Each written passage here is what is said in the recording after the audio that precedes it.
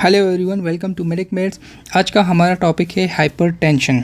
Hypertension हमारे पास सबसे most important topic है और इसको हम डिटेल से डिस्कस करेंगे और उसके साथ इसकी ट्रीटमेंट, डिफरेंट स्टेजेस की जो ट्रीटमेंट है उसको भी डिटेल से डिस्कस करेंगे ताकि आपको इसमें कोई भी मसला ना हो।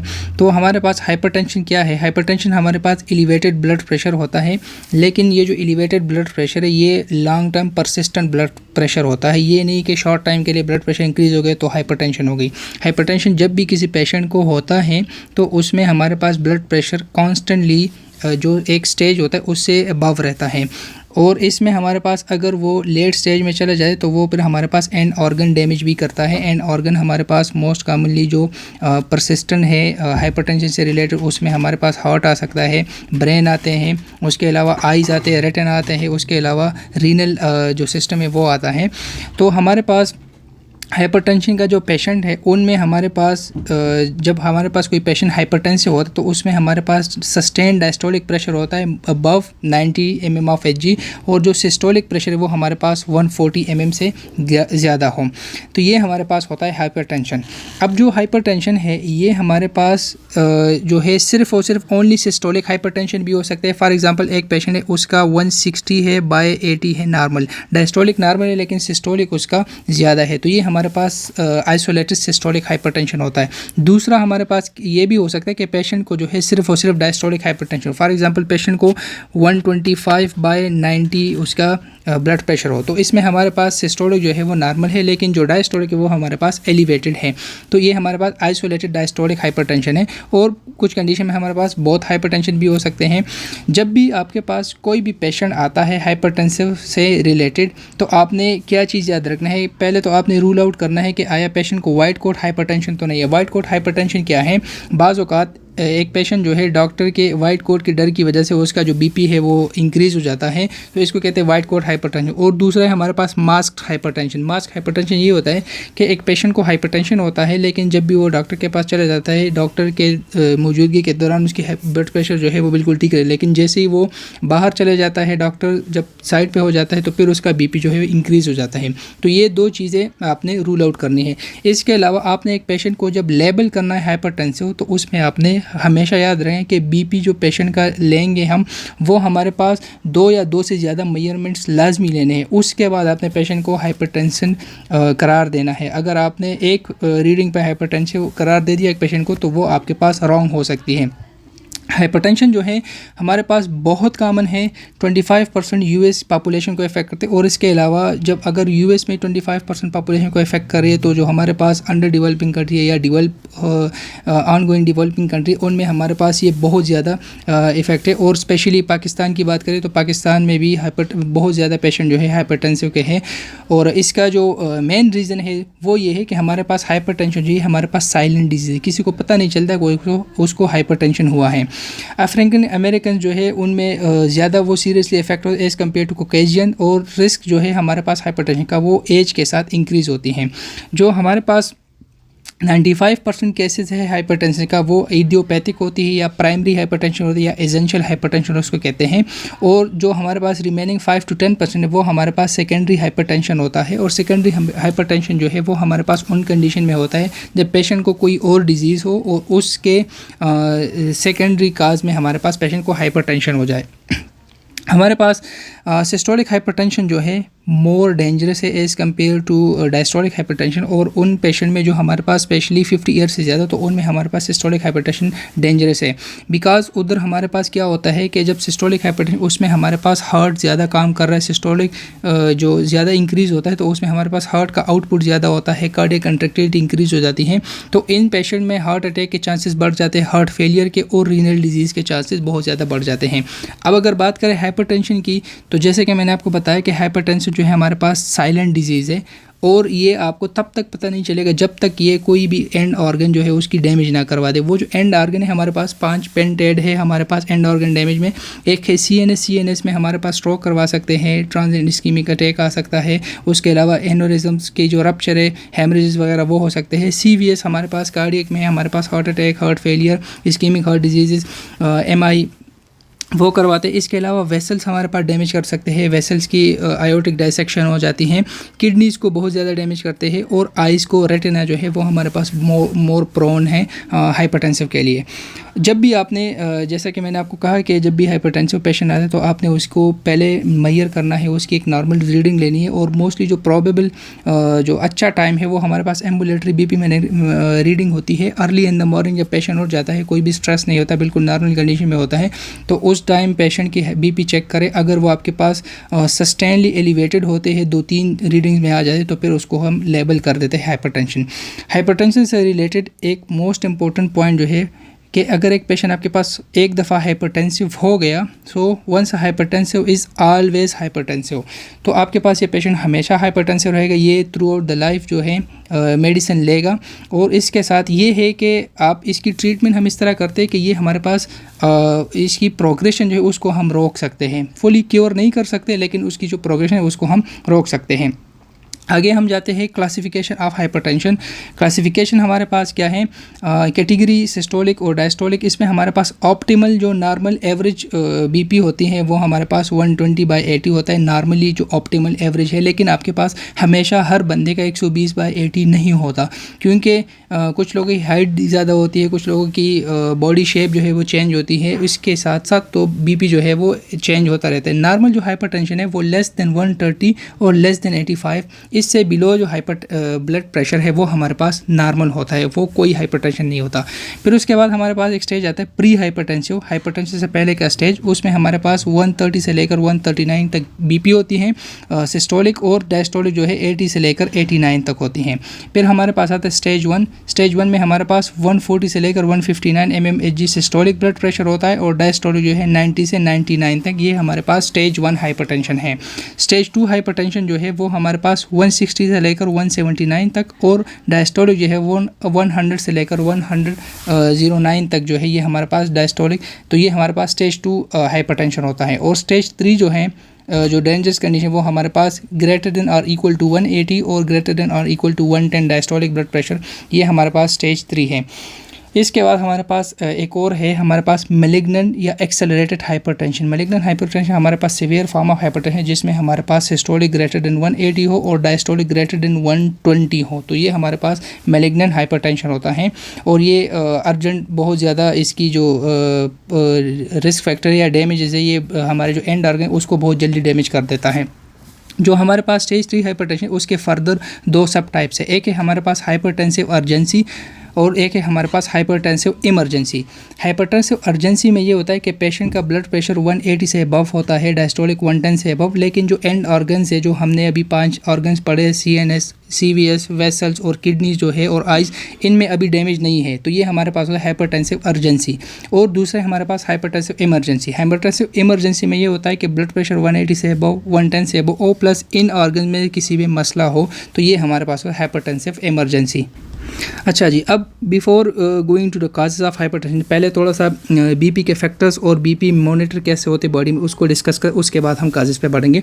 सबसे पहले हमारे पास होता है factors affecting BP. Blood pressure को कौन कौन फैक्टर, 2 ही फैक्टर, एक है हमारे पास कार्डियक आउटपुट, एक है हमारे पास TPR। कार्डियक आउटपुट जो है ये हमारे पास डिटरमाइन करता है सिस्टोलिक ब्लड प्रेशर को, और TPR जो है वो हमारे पास डायस्टोलिक ब्लड प्रेशर को डिटरमाइन करता है। हमारे पास अगर कार्डियक आउटपुट इंक्रीज़ हो जाएगा तो सिस्टोलिक ब्लड प्रेशर इंक्रीज़ हो जाएगा, और अगर हमारे पास कार्डियक आउटपुट डिक्रीज हो जाएगा तो सिस्टोलिक ब्लड प्रेशर डिक्रीज हो जाएगा। और अगर हमारे पास डायस्टोलिक ब्लड प्रेशर वो टोटल पेरिफेरल रेजिस्टेंस पे डिपेंड करता है। टोटल पेरिफेरल रेजिस्टेंस क्या है, हमारे पास जितने भी आर्टरियोल्स है उन सम का जो सम है, जो रेजिस्टेंस वो ऑफर कर रही है, वो हमारे पास होता है टोटल पेरिफेरल रेजिस्टेंस। और अगर हार्ट की बात कर ले तो जो टोटल पेरिफेरल, ये हमारे पास हार्ट के लिए आफ्टर लोड भी होता है। ठीक हो गया। अच्छा, अब हमारे पास अगर TPR इंक्रीज़ हो गया तो हमारे पास डायस्टोलिक ब्लड प्रेशर इंक्रीज़ हो जाएगा। अब TPR जब इंक्रीज़ हो किस तरह होगा, हमारे पास आर्टरियोल्स कंस्ट्रक्शन करवा देती हैं, तो जब ये कंस्ट्रक्शन करेंगे तो हमारे पास ब्लड जो है बैक फ्लो है वो इंक्रीज़ हो जाएगा, उससे हमारे पास डायस्टोलिक ब्लड प्रेशर इंक्रीज़ हो जाएगा। और अगर TPR डिक्रीज़ हो गया तो हमारे पास डायस्टोलिक ब्लड प्रेशर डिक्रीज़ हो जाएगा। तो सबसे पहला जो हमारे पास फैक्टर है बीपी में कार्डियक आउटपुट जो सिस्टोलिक ब्लड प्रेशर को डिटरमाइन करता है, उसको जो कौन कौन से फैक्टर्स इफेक्ट करते हैं उनमें सबसे पहला है ब्लड वॉल्यूम। पेशेंट को आप ज़्यादा उसके बॉडी में ज़्यादा वॉल्यूम होगा तो वीनस रिटर्न ज़्यादा होगा, उसके बाद जितना वीनस रिटर्न ज़्यादा होगा उतना ही ज़्यादा कार्डियक आउटपुट होगा। According to Frank Starling mechanism, जितना आप ज़्यादा वॉल्यूम दोगे हार्ट को within the physiological limit उतना वो ज़्यादा निकालेगा। हाइपरनेट्रीमिया कंडीशन में हमारे पास कंट्रैक्टिलिटी ज़्यादा हो जाती है, कार्डियक आउटपुट इंक्रीज हो जाएगा। अल्डोस्टेरोन हमारे पास क्या करता है, सोडियम एंड वाटर रिटेंशन करवाता है, उससे भी ब्लड वॉल्यूम इंक्रीज हो जाता है। और कार्डियक फैक्टर्स होते हैं उनमें हमारे पास हार्ट रेट और दूसरा है हमारे पास कॉन्ट्रैक्टिलिटी। इनमें हमारे पास जो सिम्प्टोमेटिक ड्रग्स होते हैं जो हमारे पास हार्ट रेट को इंक्रीज़ करते हैं वो हमारे पास इनकी एक्टिविटी को इंक्रीज, और इस तरह हमारे पास जो कार्डियक आउटपुट है वो इंक्रीज़ हो जाता है। दूसरा हमारे पास है फैक्टर्स जो हमारे पास टोटल पेरिफेरल रेजिस्टेंस को डिटरमाइन करते हैं और जो उसको इफेक्ट करते हैं। उनमें हमारे पास ह्यूमोरल फैक्टर्स है और न्यूरोनल फैक्टर्स है। ह्यूमोरल में हमारे पास दो कैटेगरीज, एक है हमारे पास कंस्ट्रक्टर्स जो हमारे पास आर्टरियोल्स की कंस्ट्रक्शन करवाते हैं, और दूसरा है हमारे पास डायलेटर जो आर्टरियोल्स की डायलेशन करवाती है। कंस्ट्रक्शन में हमारे पास एंजियोटेंसिन टाइप 2 है जो हमारे पास आता है किडनी से रेनिन, वहाँ से किडनी से रेनिन रिलीज़ होता है, फिर वो लिवर में एंजियोटेंसिनोजन वहाँ से ब्लड में आता है, फिर वो रेनिन एंजियोटेंसिन जिनको एंजियोटेंसिन 1 में कन्वर्ट करता है, फिर एंजियोटेंसिन 1 लंग्स में जाता है और वहाँ पर वो एंजियोटेंसिन 2 में कन्वर्ट हो जाता है। और फिर ये जो एंजियोटेंसिन ये हमारे पास आर्टरियोल्स को कंस्ट्रिक्ट करता है, और हमारे पास prolong blood regulators, blood pressure regulator का जो है वो हमारे पास एंजियोटेंसिन है। और दूसरा हमारे पास है कैटेकोलामाइन्स। कैटेकोलामाइन्स में हमारे पास डोपामीन आता है, नॉरएपिनेफ्रिन आता है और एपिनेफ्रिन आता है। ये हमारे पास इंक्रीज़ होंगे तो हमारे पास आर्टरियोल्स की कंस्ट्रक्शन करवाएंगे। इसके अलावा थ्रोम्बोक्सेन A2 ये भी हमारे पास कंस्ट्रक्टर है, और एंडोथेलिन जो एंडोथेलियल सेल है वो रिलीज़ करते हैं और वो भी हमारे पास आर्टरियोल्स की कंस्ट्रक्शन करवा देते हैं। डायलेटर्स में हमारे पास जो पोर्टन है मोस्ट इंपॉर्टेंट मोस्ट कॉमन है वो है हमारे पास नाइट्रिक ऑक्साइड, दूसरा है हमारे पास प्रोस्टाग्लैंडिन्स और ब्रेडिकाइनिन। और इसके बाद हमारे पास जो न्यूरोनल फैक्टर्स है उनमें हमारे पास एपी और नॉरएपिनेफ्रिन है। अब अगर इनमें डिपेंड करता है रिसेप्टर कि वो कौन से रिसेप्टर पे जाए। अगर वो अल्फ़ा 1 रिसेप्टर पे जा रहे हैं तो अल्फ़ा 1 रिसेप्टर हमारे पास कंस्ट्रक्शन करवा देते हैं, और अगर हमारे पास बीटा 2 रिसेप्टर्स हैं तो उसमें डायलेशन करवा। बीटा 2 के साथ मैंने सिर्फ एपी लिखा है, नॉर एपी इसलिए नहीं लिखा क्योंकि बीटा 2 रिसेप्टर जो है ये हमारे पास इनर्वेटेड नहीं है। तो जब इनर्वेटेड नहीं है तो सिर्फ सर्कुलेटिंग ब्लड में जो एपिनेफ्रिन आता है एड्रीनल मेडुला से, तो वो हमारे पास इसको कर देता है। ये हमारे पास आता है एड्रीनल मेडुला से, और यहाँ पर हमारे पास नॉरएपी इसलिए नहीं है क्योंकि ये हमारे पास नॉन इनर्वेटेड है। अच्छा जी, अब इसके बाद हम चलते हैं हमारे पास टाइप्स ऑफ हाइपरटेंशन। दो तरह के हाइपरटेंशन, एक है हमारे पास प्राइमरी हाइपरटेंशन या एसेंशियल हाइपरटेंशन जो मोस्ट कॉमन है हमारे पास, और 95% केसेस में जो हमारे पास हाइपरटेंशन के पेशेंट आते हैं वो हमारे पास प्राइमरी हाइपरटेंशन के आते हैं, और जो सेकेंडरी हाइपरटेंशन है वो हमारे पास अकाउंट करता है 5 to 10% में। सबसे पहले हम चलते हैं काजेज़ ऑफ प्राइमरी हाइपरटेंशन में। इसमें हमारे पास एक चीज़ हमेशा याद रखें कि जो प्राइमरी हाइपरटेंशन है उसका कोई एक फैक्टर नहीं होता, उसके मल्टीपल फैक्टर्स होते हैं जो उसके प्राइमरी हाइपरटेंशन को करवा देते हैं। एज जो हमारे पास मोस्ट इंपॉर्टेंट है, हमारे पास 25 से 55 ईयर्स के दरमियान जो पेशेंट्स को ब्लड प्रेशर इंक्रीज है वो हमारे पास प्राइमरी हाइपरटेंशन के पेशेंट्स होते हैं। इनमें हमारे पास जेनेटिक प्री डिस्पोजिशन होता है, पॉजिटिव फैमिली हिस्ट्री होती है, और इस जेनेटिक प्री डिस्पोजिशन के साथ इन्वायरमेंटल फैक्टर्स जब दोनों कंबाइन हो जाते हैं तो वो हमारे पास प्राइमरी हाइपरटेंशन को करवा देते हैं।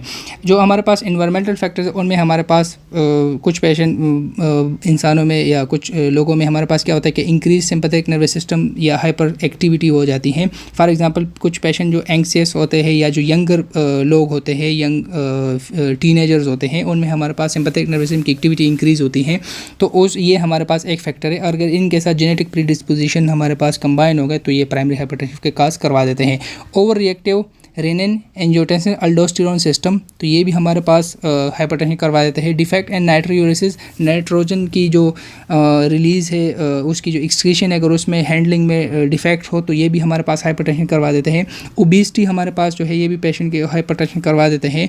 इंक्रीज सोडियम इनटेक, साल्टी चीज़ें ज़्यादा खाने से वो भी हमारे पास, साल्ट जब ज़्यादा होगा तो वाटर रिटेंशन ज़्यादा होगा, वो हमारे पास हाइपरटेंशन को और ज़्यादा प्रोवोक करेगा। अल्कोहल और स्मोकिंग जो है ये दोनों हमारे पास सिंपैथेटिक नर्वस सिस्टम के इरिटेंट्स है, तो ये भी हमारे पास हाइपरटेंशन करवा देते हैं। और सेडेंटरी लाइफस्टाइल्स, हमारे पास पेशेंट्स की ऐसे इंसान जो मतलब कोई एक्सरसाइज वगैरह नहीं करते, चलते वलते नहीं हैं, तो ये भी हमारे पास हाइपरटेंशन का काज है। और अगर एक्सेसिव घी इनटेक हो तो ये भी हमारे पास हाइपरटेंशन करवा देते हैं प्राइमरी। सो ये थे हमारे पास काजेज़ ऑफ प्राइमरी या एसेंशियल हाइपरटेंशन। अब इसके बाद हमारे पास नेक्स्ट है causes of secondary hypertension. Secondary hypertension मैंने आपको बताया कि 5 से लेकर 10% तक अकाउंट करते हैं और इनमें हमारे पास हमेशा कोई अंडरलाइन डिजीज़ होती है और उसके रिज़ल्ट में हमारे पास हाइपरटेंशन आता है। तो ये चीज़ आपने याद रखना है। तो सेकेंडरी हाइपरटेंशन जो है आपने किस पेशेंट्स में कंसिडर करना है तो उन पेशेंट में जिनका एज लेस देन 20 ईयर्स हो या ग्रेटर देन 50 ईयर्स हो, या अगर आपके पास 25 से 55 के दरमियान हो तो वो आपके पास प्राइमरी होता है। तो आपने कंसिडर करना है अगर लेस देन 20 हो और इनमें आपने कोई और इनके साथ कोई और डिजीज़ लाजमी हो गया और उसके रिज़ल्ट में आपके पास हाइपरटेंशन होता है। दूसरा आपके पास क्या है कि आपने सेकेंडरी हाइपरटेंशन को तब कंसिडर करना है कि अगर एक हाइपरटेंशन पेशेंट आया है सडन उसकी ऑनसेट हो और सीवियर हो, क्योंकि जो प्राइमरी है वो हमारे पास क्या है साइलेंट डिजीज़ है, तो वो पेशेंट को आहिस्ता आहिस्ता आराम आराम से अंदर से कार होता है। लेकिन ये जो सेकेंडरी होता है ये हमारे पास सडन और सीवियर होता है। इसके जो काजेज़ है बहुत ज़्यादा वेस्ट मेजॉरिटी में है। जो मोस्ट इंपॉर्टेंट या मोस्ट कॉमन है वो हमारे पास रीनोवैस्कुलर काजेज़ इसके मोस्ट इंपॉर्टेंट है। इसमें हमारे पास रीनल पैरेंकाइमा के डिजीज़ आ सकते हैं जो हमारे पास ग्लोमेरुलोनेफ्राइटिस है, पायलोनेफ्राइटिस है, डायबिटीज़ मेलाइटिस है, पॉलीसिस्टिक किडनी डिजीज़ है। तो ये हमारे पास काजेज़ है सेकेंडरी हाइपरटेंशन के। और रीनोवैस्कुलर में हमारे पास आते हैं रीनल आर्टरी स्टेनोसिस और पॉलीआर्थराइटिस नोड्यूजा। ये हमारे पास रीनल वैस्कुलर डिजीज़ जो हाइपरटेंशन काज करते हैं। जो रीनल आर्टरी स्टेनोसिस इनमें दो, तो एक हमारे पास अथीरोस्क्लेरोसिस जो मेंस में कॉमन है और फाइब्रोमस्कुलर डिस्प्लेजिया होता है हमारे पास फीमेल में ये मोर कॉमन होता है। फिर इसके बाद हमारे पास एंडोक्राइन एबनॉर्मेलिटीज़ में हमारे पास एक्रोमेगैली जो है ये भी हमारे पास सेकेंडरी हाइपरटेंशन काज करवाते हैं। इनमें हाइपरकैल्सीमिया होता है और इंक्रीज ग्रोथ हार्मोन होता है। दूसरा हमारे पास है कशिंग सिंड्रोम में हमारे पास ग्लूकोकॉर्टिकॉइड बहुत ज़्यादा इंक्रीज़ हो जाते हैं। नॉर्मली अगर आप देखें ग्लूकोकॉर्टिकॉइड्स में हमारे पास 10% जो है वो हमारे पास वो मिनरलोकॉर्टिकॉइड की एक्टिविटी होती है, मतलब एल्डोस्टेरोन की। अगर हमारे पास नॉर्मली तो ये कोई मसला नहीं है, लेकिन अगर ये एक्सेसिव अमाउंट में ग्लूकोकॉर्टिकॉइड्स इंक्रीज़ हो जाएंगे तो फिर ये जो एल्डोस्टेरोन की एक्टिविटी है इनका इफेक्ट है वो ज़्यादा बढ़ जाएगा। तो ये हमारे पास सेकेंडरी हाइपरटेंशन करवा देते हैं। फियोक्रोमोसाइटोमा, इसमें हमारे पास एड्रीनल मेडुला के ट्यूमर होता है जिससे एपी और नॉरएपिनेफ्रिन बहुत ज़्यादा सीक्रेट होता है और वो हमारे पास सेकेंडरी हाइपरटेंशन करवा देते हैं। हाइपरथायराइडिज्म, इसमें हमारे पास हाइपरथायराइडिज्म में सिस्टोलिक हाइपरटेंशन हो जाता है। हाइपोथायराइडिज्म में हमारे पास डायस्टोलिक हाइपरटेंशन हो जाता है। इसके बाद हमारे पास कॉन सिंड्रोम बहुत रेयर है, लेकिन इसमें हमारे पास ज़्यादा अल्डोस्टेरोन रिलीज़ होता है एड्रीनल कॉर्टेक्स से, और ये हमारे पास जब अल्डोस्टेरोन है तो वो हमारे पास excessive sodium and water retention करवाएगा, तो उसमें हमारे पास हाइपरटेंशन हो जाता है। और हमारे पास होता है प्रेगनेंसी इंड्यूस हाइपरटेंशन जिसमें हमारे पास प्री इक्लेम्सिया और इक्लेम्सिया होते हैं। इसके बाद हमारे पास एंडोक्राइन के बाद सीवियस कॉम्प्लिकेशन, फॉर एग्जांपल हमारे पास क्वार्टेशन ऑफ आयोटा हो तो इसमें हमारे पास क्या होता है कि आयोटा जो है वो नैरो हो जाता है आपके सबक्लेवियन आर्टरी के बाद। उसके प्री डक्टल पोस्ट डक्टल दो टाइप्स होते हैं। इन कंडीशन में क्या होता है कि अपर लिम्ब के ब्लड प्रेशर एलिवेटेड होता है, लोअर लिम्ब का ब्लड प्रेशर डिले होता है। इसमें आपके पास रेडियो फेमोरल डिले भी होता है। तो इस कंडीशन में जो आपकी किडनी है उसको ब्लड फ्लो कम मिल रही है, तो जब किडनी को ब्लड फ्लो कम मिलेगी तो वो रीनिन को ज़्यादा सिक्रीट करेगा और वो हमारे पास हाइपरटेंशन करवा देते हैं। और दूसरे हमारे पास वो फैक्टर जो हमारे पास कार्डिक आउटपुट को इंक्रीज़ करे या टोटल पेरिफेरल रेजिस्टेंस को इंक्रीज़ करे, जो फैक्टर्स हमने ऊपर पढ़ लिए वो सारे यहाँ पर आप ऐड कर लो, तो ये हमारे पास होते हैं सीवियस कॉम्प्लिकेशन। इसके अलावा न्यूरोलॉजिकल कॉम्प्लिकेशन, न्यूरोलॉजिकल में हमारे पास साइकोलॉजिकल कंडीशन हो सकता है। फॉर एग्जांपल हमारे पास सीवियर एंजाइटी हो, उसमें हमारे पास पेशेंट की हाइपरटेंशन हो जाती है, या हमारे पास इंक्रीज़ इंट्राक्रैनियल प्रेशर हो। जब हमारे पास इंक्रीज़ इंट्राक्रैनियल प्रेशर हो तो हमारे पास ब्लड वेसल जो है वो नैरो हो जाते हैं, तो हमारे पास ब्रेन की ब्लड फ्लो जो है वो कम हो जाती है। जब ब्रेन की ब्लड फ्लो कम हो जाएगी तो वो हमारे पास सिंपैथेटिक नर्वस सिस्टम की एक्टिविटी को इंक्रीज़ कर देंगे और ये हमारे पास फिर हाइपरटेंशन करवा देते हैं। और एक्यूट स्ट्रेस उसमें हमारे पास हो जाता है, फॉर एग्जांपल सर्जरी का स्ट्रेस हो जाता है तो उसमें हमारे पास हाइपरटेंशन हो जाते हैं। और कुछ मेडिकेशंस हमारे पास for example oral contraceptive pills, steroids और एनसेड्स जो है ये हमारे पास सेकेंडरी हाइपरटेंशन के कॉजेज़ हैं। सो इसके बाद हम चलते हैं मार्फोलॉजिकल चेंजेस हमारे पास हाइपरटेंशन में क्या होते हैं। नॉर्मली आप अगर एक ब्लड वेसल को देखें तो आपके पास इसमें एक वेल डेवलप डिफाइन एंडोथेलियम होता है, इंटिमा होता है और उसके साथ एंडोथेलियल सेल्स होते हैं, फिर आपके पास मस्कुलर लेयर होता है और बाहर एडवेंटिशिया होता है। हाइपरटेंशन में आपके पास दो तरह के चीज़ें होती है, एक होता है आपके पास हाईलाइन आर्टीरियोस्क्लेरोसिस और दूसरा है आपके पास हाइपरप्लास्टिक आर्टीरियोलोस्क्लेरोसिस। तो जो हाईलाइन आर्टीरियोलोस्क्लेरोसिस, इनमें क्या होता है कि जो हाई ब्लड प्रेशर उसकी वजह से जो ब्लड वेसल का एंटम है वो इंजर्ड हो जाता है, उसके थ्रू फास्फोलिपिड एंटर हो जाते हैं, वो मीडिया में चले जाते हैं, मीडिया में उनकी एकमुलेशन हो जाती है, प्लस एक्स्ट्रा सेलुलर मैट्रिक्स जो है वो बहुत ज़्यादा बढ़ जाता है स्मूथ मसल के, और एट द एंड रिजल्ट क्या हो कि आपका जो स्मूथ मसल की ल्यूमेन है वो आपके पास ब्लड वेसल का ल्यूमेन जो है वो नैरो हो जाता है। और अगर आप यहाँ पर देखो आपको इस तरह एमॉर्फस हाईलाइन मटेरियल नज़र आएगा ब्लड वेसल्स में, हाईलाइन आर्टीरियोलोस्क्लेरोसिस में। दूसरा है आपके पास हाइपरप्लास्टिक आर्टीरियोस्क्लेरोसिस, ये आपके पास मैलिग्नेंट हाइपरटेंशन में होता है। इस कंडीशन में क्या होता है कि आपके पास हाइपरप्लेजिया होती है ब्लड वेसल की और फिब्रिनॉइड नेक्रोसिस होता है वेस्कुलर मीडिया की। तो अगर आप इसमें देखें तो आपको बज़ाहिर कोई चेंज नहीं, लेकिन अगर आप इसके वेसल्स को एक क्रॉस सेक्शन में देखोगे तो आपको ऑनियन लाइक जो लेयर्स होंगे वो आपको मिलेंगे, और ये होता है आपके पास हाइपरप्लास्टिक आर्टीरियोलोस्क्लेरोसिस। फिर इसके बाद चलते हैं कॉम्प्लिकेशंस। ट्रीटमेंट से पहले कॉम्प्लिकेशन के, उसके बाद फिर इसकी ट्रीटमेंट डिटेल से करेंगे। कॉम्प्लिकेशन में हमारे पास मोस्ट कॉमन जो हमारे पास है न्यूरोलॉजिकल में हमारे पास क्या होता है कि हमारे पास ट्रांजिएंट इस्कीमिक अटैक हो जाते हैं, TIA। ट्रांजिएंट इस्कीमिक अटैक को हम क्या डिफाइन करें कि हमारे पास न्यूरो डिफिसिट्स होते हैं, न्यूरो डिफिकल्ट्स होते हैं, और वो हमारे पास 24 आवर्स से लेस देन 24 आवर्स हो। तो हमारे पास पेशेंट को TIA में न्यूरो डिफिसिट होते हैं, लेकिन वो लेस देन 24 आवर्स होते हैं और पेशेंट जो है फुली रिकवर हो जाते हैं, कोई कॉम्प्लिकेशन इसके नहीं होते हैं। दूसरा हमारे पास होता है स्ट्रोक हमारे पास एक वेसल के रप्चर की वजह से परमानेंट डैमेज हो जाता है, न्यूरोलॉजिकल डेफिसिट हो जाता है और मोर देन 24 आवर्स वो हो जाता है। तो ये हमारे पास स्ट्रोक और TIA में डिफरेंस कि वो लेस देन 24 आवर्स, ये मोर देन 24 आवर्स। और हमारे पास रप्चर ऑफ एनोरिज्म, बाज़ औक़ात हमारे पास क्या होता है जो ब्लड वेसल्स होते हैं ब्रेन में हाई प्रेशर की वजह से उनमें एक बल्जिंग हो जाती है, इसको कहते हैं aneurysm. Aneurysm is normal dilatation of a blood vessel. अब जब हमारे पास हाई ब्लड प्रेशर होगा, सस्टेन होगा, तो इसका खतरा ये हो सकता है कि ये रप्चर हो जाएगा, और जब ये रप्चर हो जाएगा यहाँ से आर्टरीज है उसमें हाई ब्लड प्रेशर होता है, तो आपके पास बहुत ज़्यादा सीवियर ब्लीडिंग होगी, और इस कंडीशन में आपके पास सब एरेकेनाइड हेमरेज हो जाता है। और ये जो आपके पास है subarachnoid haemorrhage one of the worst headache of life जो है ये काज करवाता है।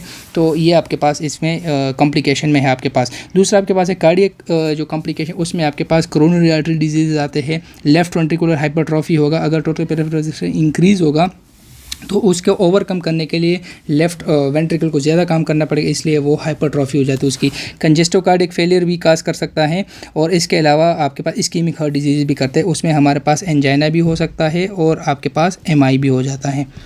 इसके अलावा आर्टेरियल फिब्रिलेशन बहुत कॉमन है इन पेशेंट में as a complication of hypertension.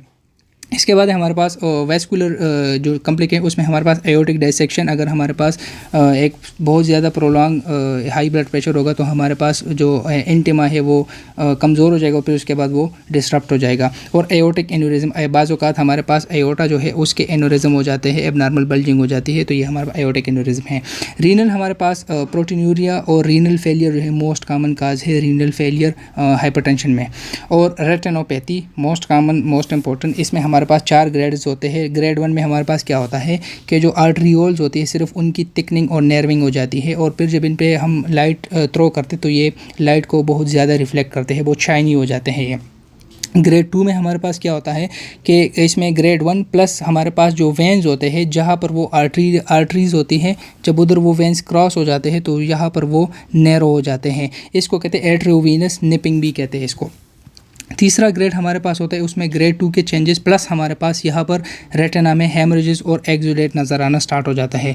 और जो लास्ट सीवियर केस है हमारे पास ग्रेड 4, उसमें हमारे पास ग्रेड 3 प्लस पेपिलोएडिमा हो जाता है, जिसमें हमारे पास ऑप्टिक डिस्क के उसकी जो मार्जिन है वो हमारे पास ख़त्म हो जाता है। अगर यहाँ पर आप देखो तो नॉर्मली हमारे पास रेटिना में आर्टरीज ब्लड वेसल नॉर्मली है। अगर हमारे पास ग्रेड 1 हो, इसमें हमारे पास आर्टरियोल्स की थिकनिंग हो जाती है, नर्विंग हो जाती है। और ग्रेड 2 में हमारे पास एट्रियोवेनस निपिंग हो जाते हैं। ग्रेड 3 में हमारे पास क्या हो जाता है कि हेमरेजेस और हमारे पास एक्सोडेट। और लास्ट जो हमारे पास ग्रेड 4 है, इसमें हमारे पास क्या हो जाता है, यहाँ पर देखो क्लियर मार्जिन डिस्टर्ब हो गए, तो ये हमारे पास है पेपिलोएडिमा। ठीक हो गया। अच्छा, इसके बाद हमारे पास लास्ट जो पार्ट है हाइपरटेंशन का, जो अभी तक जितना हमने डिस्कस किया वो हमने पूरा मैकेनिज़्म को समझ लिया, हाइपरटेंशन क्या होता है, किस वजह से होता है। अब उसके बाद हम ट्रीटमेंट पे चलते हैं। अब ट्रीटमेंट में हमारे पास गोल जो होगा, हमारे पास क्या होगा कि बीपी बिलो 140/90 हो, ठीक हो गया। और अगर हमारे पास डायबिटिक या रीनल डिजीज़ वाले पेशेंट हैं तो उन कंडीशन में हमारा गोल ये होगा कि बीपी लेस देन 130/80 हो। तो इसमें हमारे पास पहला जो है, जब भी कोई भी हाइपरटेंसिव पेशेंट है, सबसे पहले आपने हर एक चीज़ में लाइफस्टाइल मॉडिफिकेशन जो है आपने हमेशा करवाने हैं। अब इसमें कुछ हमारे पास होते हैं non modifiable, for example genetic condition है या एज जो है पेशेंट के, वो हमारे पास नॉन मॉडिफाइबल है। तो मॉडिफाइबल है उसमें हमारे पास साल्ट रिस्ट्रिक्शन, अगर पेशेंट जो है ज़्यादा साल्ट ले रहे हैं उसको साल्ट रिस्ट्रिक्ट करवाना है। इसके अलावा 30 मिनट ब्रिस्क वॉक करनी है जिसमें पेशेंट को सही सांस फूले, और ये हमारे पास 30 मिनट ब्रिस्क वॉक पर 5 डेज़ करना है, या आपके पास 150 मिनट्स पर वीक होता है, या इतना मिनिमम है। इसके अलावा जितना ज़्यादा कर सकते हैं तो उतना ज़्यादा पेशेंट को फ़ायदा होगा। वेट लॉस पेशेंट ने लाजमी करना है। इसका जो गोल है BMI का वो 18.5 से 24.9 के दरमियान BMI को लाना है। इसमें हमारे पास चौथा जो है वो हमारे पास ऑयली चीज़ें, ऑयल को यूज़ करना है घी के बजाय। घी जो है वो ज़्यादा डेंजरस है, ऑयल जो है थोड़ा सा लेस है, तो आपने घी अगर कोई यूज़ कर रहा है ज़्यादा तो उसको आपने ऑयल पे कन्वर्ट करना है। स्मोकिंग जो है उसको ख़त्म करना है, क्योंकि स्मोकिंग हमारे पास सिंपैथेटिक एक्टिविटी को इरिटेट करता है, सिंपैथेटिक नर्वस सिस्टम को, और फिर वो हमारे पास हाइपरटेंशन काज कर देता है।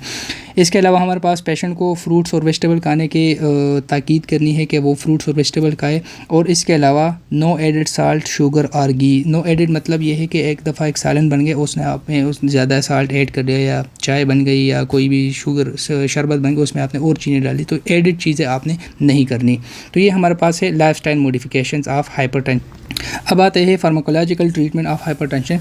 हम एक एक स्टेज की ट्रीटमेंट को डिटेल से डिस्कस करेंगे। पहला हमारे पास है स्टेज 1 हाइपरटेंशन। उसमें हमारे पास बीपी कितना होता है, 140 से लेकर 159 सिस्टोलिक और 90 से 99 डायस्टोलिक होता है। तो इसमें अगर हमारे पास पेशेंट लेस देन 55 ईयर्स हो तो हमने उनको पेशेंट को स्टार्ट करना है एस इनहिबिटर्स या हमारे पास एंजियोटेंसिन रिसेप्टर ब्लॉकर्स, और इसके साथ साथ लाइफस्टाइल मॉडिफिकेशन जो है उसको हमने मैनेज करना है। पेशेंट को पहले लाइफस्टाइल मॉडिफिकेशन और प्लस हमने ये मेडिकेशन देनी है। तो इसमें हमारे पास जो मेडिसिन है उसमें हमारे पास एक टैब आती है कैप्सी, और वो हमारे पास 25 मिलीग्राम बीडी हम देते हैं पेशेंट को। इसमें हमारे पास कैप्टोप्रिल होता है, और जब हम इनको कैप्टोप्रिल देते हैं तो इसका एज ए साइड इफ़ेक्ट हमारे पास ये ड्राई कफ करवा देता है, तो उसके लिए हम इजी देते हैं जो हमारे पास लोसार्टान होता है ओडी। तो ये हमारे पास पेशेंट की स्टेज 1 हाइपरटेंशन की ट्रीटमेंट है। अगर हमारे पास पेशेंट की एज ग्रेटर दैन 55 ईयर हो तो फिर हमने इन पेशेंट को देना है calcium channel blockers. Calcium channel blocker में हमारे पास जो मोस्ट कॉमन जो ड्रग है वो हमारे पास है टैबलेट कोरसेफ 5 मिलीग्राम ओडी हमने देना है पेशेंट को। उसमें हमारे पास होता है एमलोडिपिन। ये हमारे पास ट्रीटमेंट है। अब इस कंडीशन में हमने क्या करना है, पेशेंट को कहना है कि वो हम पर वीक जो है 2 दफ़ा अपनी बीपी को मॉनिटर करे और 4 वीक्स के लिए। तो ये हमारे पास टोटल 8 रीडिंग्स बन जाएगी। अब 8 रीडिंग्स के बाद इन ट्रीटमेंट के साथ लेट सपोज पेशेंट जो है इन ट्रीटमेंट के साथ आया और उसकी बीपी जो है कंट्रोल हो गई, तो वो जो मेडिसिन वो यूज़ कर रहे हैं उसको कंटिन्यू करना है थ्रू आउट, और इसकी बीपी इस तरह मैनेज रही। और अगर बीपी जो है फिर मैनेज नहीं हो रही तो फिर आपने इसकी डोज को बढ़ा सकते हैं। नेक्स्ट है हमारे पास स्टेज 2 हाइपरटेंशन की ट्रीटमेंट। स्टेज 2 में हमारे पास बीपी जो है वो 160 से लेकर 179 तक सिस्टोलिक बीपी होता है, और 100 से लेकर 109 तक डायस्टोलिक बीपी होते हैं। तो इनमें हम पेशेंट्स को हमारा जो गोल होता है वो हमारे पास एस इनहिबिटर्स या S receptor blocker plus calcium channel blocker, हमने इन दोनों को कम्बिनेशन थेरेपी देनी होती है। इसमें हमारे पास जो टैबलेट आता है एक्सटोर आता है 5/80, और ये हमारे पास ओडी होता है 5 मिलीग्राम। इसमें हमारे पास एमलोडिपिन होता है, और 80 मिलीग्राम हमारे पास वालसल्ट्रान होता है। ये हमारे पास एंजियोटेंसिन रिसेप्टर ब्लॉकर होता है। तो ये हमारे पास पेशेंट की स्टेज 2 के लिए है। अगर हमारे पास लेट सपोज पेशेंट की इससे ट्रीटमेंट नहीं हो रही और वो उसकी जो कंडीशन है वो बेटर नहीं हो रही, तो आप इस डोज को इंक्रीज़ भी कर सकते हैं। हमारे पास टैब एक्सटोर जो है 10/180 बीडी दे सकते हैं, या हमारे पास टैब एक्सटोर 5/180 बीडी दे सकते हैं। तो ये हमारे पास स्टेज 2 हाइपरटेंशन की ट्रीटमेंट। और साथ साथ आपने लाइफस्टाइल मॉडिफिकेशन हमेशा याद रखना है पेशेंट को, और इसके अलावा एहतियात जो है वो बहुत ज़रूरी है इन पेशेंट में। दूसरा, आपने एक चीज़ यहाँ पर पेशेंट की थोड़ी सी काउंसलिंग भी करनी होती है। जब भी कोई भी पेशेंट हाइपरटेंशन पे आ जाए और वो एक दफ़ा बोले तो वो कहे कि जी बस मैं तो अब नहीं बच सकता, वो बच सकता है। उसकी जो डिजीज़ की प्रोग्रेशन है, हम जो एंड ऑर्गन डैमेज उस पेशेंट में होने हैं तो हम उनको कम कर देते हैं, क्योंकि अगर पेशेंट में एंड ऑर्गन डैमेज हो जाते हैं तो उस कंडीशन में पेशेंट की जो मोर्टेलिटी रेट है वो बहुत ज़्यादा इंक्रीज़ हो जाती है। तो हमने पेशेंट को काउंसलिंग भी करनी है इसके साथ साथ ट्रीटमेंट के साथ। तीसरा हमारे पास है स्टेज 3 हाइपरटेंशन। इसमें हमारे पास बीपी ग्रेटर देन 180 सिस्टोलिक होगा और 110 ग्रेटर देन 110 जो है डायस्टोलिक होगा। अब यहाँ पर हमारे पास स्टेज 3 के दो टाइप्स है। एक है हमारे पास हाइपरटेंसिव अर्जेंसी, जिसमें हमारे पास इतना ज़्यादा BP plus no end organ damage. वो एंड ऑर्गन हमारे पास सीएनएस है और सीवीएस है। इसके अलावा हमारे पास है ब्लड वेसल्स, इसके अलावा हमारे पास है रीनल सिस्टम और लास्ट है हमारे पास आइज़ रेटिना।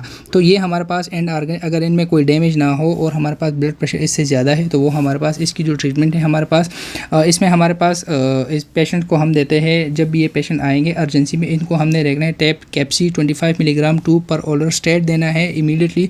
जब बीपी इनका 180 से बिलो हो जाए, 110 से बिलो हो जाए तो फिर हमने इनको डिस्चार्ज करना है और डिस्चार्ज के साथ हम जो इनको मेडिकेशन देने, अब उसमें हमने कम्बिनेशन करना है 3 ड्रग्स की। एक हमारे पास एंजियोटेंसिन, दूसरा हमारे पास कैल्शियम चैनल ब्लॉकर और साथ में हमने ऐड करना है डायूरेटिक। लेकिन जब भी पेशेंट को डायूरेटिक देना है तो उस कंडीशन में हमने पेशेंट की यूरिक एसिड लेवल को पहले चेक करना होता है, क्योंकि ये हमारे पास गाउट काज करते हैं डायूरेटिक्स। सो इनका जो हमारे पास कम्बिनेशन में जो टैबलेट है वो हमारे पास है टैबलेट ट्राईफोर्स, और उसमें हमारे पास है 5/80/12.5 हमारे पास ओडी पेशेंट को देते हैं। इनमें हमारे पास 5 मिलीग्राम हमारे पास क्या होता है कैल्शियम चैनल ब्लॉकर एमलोडिपिन, 80 हमारे पास होता है वल्सरट्रान और 12.5 हमारे पास होते हैं मेनली हम इनमें देते हैं थायोजाइड डायरेक्ट हाइड्रोक्लोरोथायोजाइड। और ये हमने पेशेंट को डिस्चार्ज के साथ देना है और इसके साथ हमने उसका जो एंड ऑर्गन है उसका वर्कअप करना है, उसकी ईसीजी करवाने हैं, फंडोस्कोपी करवाने हैं और रीनल पैरामीटर्स को चेक करने हैं। और अगर हमारे पास कभी भी कोई भी मसला हो सकता है इनमें तो हमने उसको फ़ौरन कंसल्टेंट ओपिनियन के लिए रेफ़र करना है। तो ये हमारे पास होता है हाइपरटेंसिव अर्जेंसी की ट्रीटमेंट। लास्ट है हमारे पास हाइपरटेंसिव इमरजेंसी पेशेंट। ये हमारे पास आते हैं stage 3 hypertension plus and organ damage. Stage 3 हमारे पास क्या होता है कि ग्रेटर देन 180 और हमारे पास 110 डायस्टोलिक, इससे ज़्यादा बीपी हो। तो इन कंडीशन में एंड ऑर्गन डैमेज, अगर हमारे पास पेशेंट को स्ट्रोक हो गया हो तो हम क्या कर सकते हैं, हम इसमें कुछ भी नहीं कर सकते, बस एनजी ट्यूब को पास करना है और उनको जल्दी से रेफ़र करना है टर्शियरी केयर में। वहाँ पर न्यूरोलॉजिस्ट उसकी सीटी स्कैन वगैरह करेगा और उसको फर्दर असेस्ट करेगा। अगर विजन हमारे पास डिक्रीज है तो हमारे पास उसको हमने फ़ौरन रेफ़र करना है ऑफ्थल्मोलॉजी पे और वो उनकी कंडीशन को देख के। और दूसरा हमारे पास है अगर डिक्रीज यूरिन आउटपुट है या पेरी ऑर्बिटल पफिनेस वगैरह है तो हमने क्या करना है उसको एडवाइज रीनल पैरामीटर और रीनल कंसल्टेशन के लिए रेफ़र करना है। और अगर हमारे पास पेशेंट प्रेजेंट करे चेस्ट पेन के साथ, ये जो चेस्ट पेन होता है ये हमारे पास सिवियर होता है, रेट्रोस्टर्नल होता है और radiates to the neck left jaw, और ये हमारे पास ग्रैपिंग इन नेचर होता है ये पेन। तो इस कंडीशन में हमारा जो मोस्ट कॉमन है, एक चीज़ आप याद करें, जब भी आपके पास चेस्ट पेन के साथ पेशेंट आता है तो आपने हमेशा ईसीजी करनी है ताकि रूल करे कोई भी हार्ट का मसला ना हो। वो हमारे पास अगर उसमें इस्कीमिक चेंजेस आएंगे, इस्कीमिक चेंजेस हमारे पास किस तरह, इसमें हमारे पास ST एलिवेशन हो सकता है, ST डिप्रेशन हो जाता है या हमारे पास T वेव इन्वर्जन हो जाता है। तो वो सारे जो भी चेंजेस आएंगे उसको देख के उसके बाद हमने क्या करना है कि हम पेशेंट को ACS प्रोटोकॉल पे डाल देते हैं, ACS प्रोटोकॉल दे के और उसके बाद उसको हम टर्शियरी केयर में रेफ़र कर देते हैं ताकि फ़र्दर उसकी मैनेजमेंट हो जाए। अब ACS प्रोटोकॉल में हम देते हैं टैब हमारे पास एस्कॉर्ट जिसमें एस्पिरिन 75 मिलीग्राम 4 स्टेट। लेकिन आपने एक चीज़ याद रखना है कि ये हमारे पास कॉन्ट्रा इंडिकेटेड अगर बीपी हमारे पास ग्रेटर देन 180 है। तो इसके बजाय हम क्या देते हैं टैबलेट प्रोग्रेल हमारे पास 75 मिलीग्राम 4, ये हमारे पास होता है क्लोपिड्रोगिल और ये हमारे पास होता है एस्पिरिन। तो हमारे पास इन पेशेंट में जिनका बीपी 180 से ज़्यादा तो हम उनमें एस्पिरिन नहीं दे सकते तो हम उनमें क्लोपिड्रोगिल देंगे। उसके अलावा हम टैब NG सेट देंगे 0.25 मिलीग्राम 2 सबलिंगुअल, ये हमारे पास नाइट्रोग्लिसरीन वेज़ोडाइलेशन करवा देंगे क्योंकि हमारे पास पेशेंट को MI हो गया है या इस्कीमिया हो गया है। और तीसरा हमारे पास क्या टैब हम किन्स देंगे जिसमें हमारे पास नेलबुफिन होता है 20 मिलीग्राम इंजेक्शन जो हमारे पास एनाल्जेसिक होता है, पेन को रिलीफ करते हैं। तो इसके साथ साथ इन पेशेंट में हमारे पास क्या हो जाता है कि वॉमिटिंग उसको काज कर देते हैं। तो अगर वॉमिटिंग हो पेशेंट को तो हम उसमें फिर ग्रेविनेट वगैरह दे देते हैं ताकि उसकी वॉमिटिंग ना हो। तो ये हमारा बेसिक ट्रीटमेंट होता है और बेसिक ट्रीटमेंट के बाद हमने इनको फ़ौरन रेफ़र करना होता है फर्दर मैनेजमेंट के लिए। तो ये था हमारे पास टोटल हाइपरटेंशन और इसमें हाइपरटेंशन के सारे डिटेल हमने डिस्कस की। आई होप आपको इसमें अब कोई भी मसला नहीं होगा। अगर आप लोगों को ये वीडियो अच्छी लगी हो तो वीडियो को लाइक करें, कमेंट्स करें, साथ में अपने जितने भी फ्रेंड्स वगैरह हैं उन सब के साथ शेयर करें ताकि सबको ये इन्फॉर्मेशन मिले और हमें सपोर्ट करें। इंशाल्लाह मिलते हैं नेक्स्ट वीडियो के साथ।